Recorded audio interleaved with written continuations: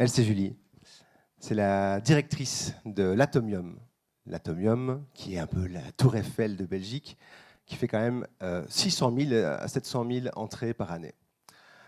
C'est chouette, mais elle pourrait faire mieux. Alors elle essaye par tous les moyens de faire venir le segment de marché sur lequel elle bloque, à savoir les moins de 40 ans. Effort marketing, exposition temporaire avec son et lumière, mais ça ne fonctionne pas.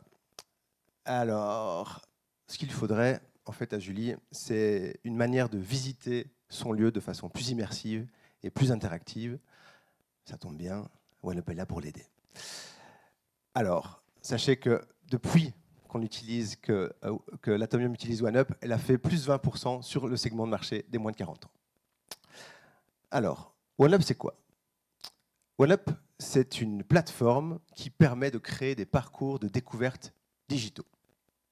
Alors, n'en déplaise aux développeurs d'applications, nous, on travaille sur une web app qui coupe le passage par les stores. Donc, dès qu'on scanne le QR code à l'entrée du lieu ou du parc à visiter, eh bien, l'expérience démarre tout de suite.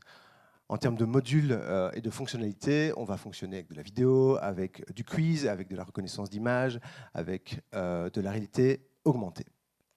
Donc l'idée, c'est de fonctionner, nous, tout le temps en marque blanche et de pouvoir proposer donc, des applications qui vont ressembler à nos clients, en termes de contenu forcément, mais également en termes de look and feel, donc de graphisme et de typo.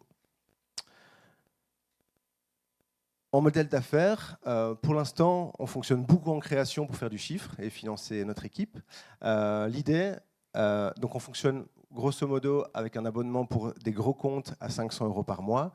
L'idée, dans le temps, est de, dès l'année prochaine, intégrer des templates et de l'IA générative, on en a beaucoup parlé aujourd'hui, qui va permettre que la création se fasse par nos clients directement et plus par nos équipes, avec toujours un abonnement mensuel qui sera donc baissé par parcours et en nombre illimité d'utilisateurs. Alors, je vous le disais, on travaille avec l'Atomium, on a d'autres clients qui sont un peu dans la même typologie, qui cherchent un peu à dépoussiérer leur image ou aller sur des segments de marché plus jeunes. Donc le Parlement européen, n'en parlant pas, en termes d'image, c'est vraiment pas forcément ce qu'il y a de plus funky. L'idée est de faire passer chez eux du contenu de manière plus ludique et plus sympathique. Dans le temps, évidemment, avec l'évolution de la plateforme et son automatisation, l'idée de pouvoir toucher des segments de marché plus grands, hein, la France étant le pays le plus visité du monde, il y a de quoi faire en termes de public et de clients potentiels. Alors, en termes de positionnement, on a évidemment, s'il y a un marché, il y a des concurrents, donc vous en connaissez certainement quelques-uns.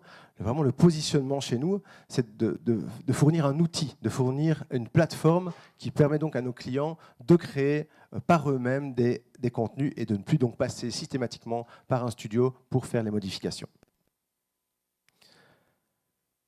C'est une équipe, je ne suis pas seul.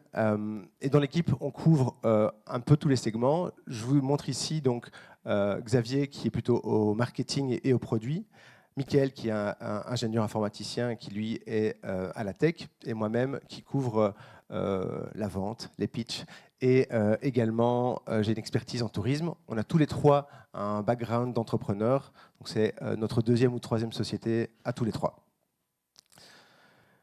Et alors la roadmap, l'évolution. Donc, en 2023, donc on a commencé à se rencontrer, à discuter et à échanger en 2021 pour créer la société. On va souffler la bougie là dans quelques jours, le 1er juin. On a fait nos premiers clients, on a fait un chiffre d'affaires de 85 000 €, la bourse French Tech. Cette année, l'idée, c'est vraiment d'intégrer des templates pour pouvoir déjà attaquer ce segment d'auto-création de contenu et qu'on ne doive plus, nous, créer systématiquement les contenus par nous-mêmes. Pour aller plus loin, évidemment, intégrer l'IA de manière intelligente avec toujours un regard par-dessus, donc pour atteindre ce product market fit.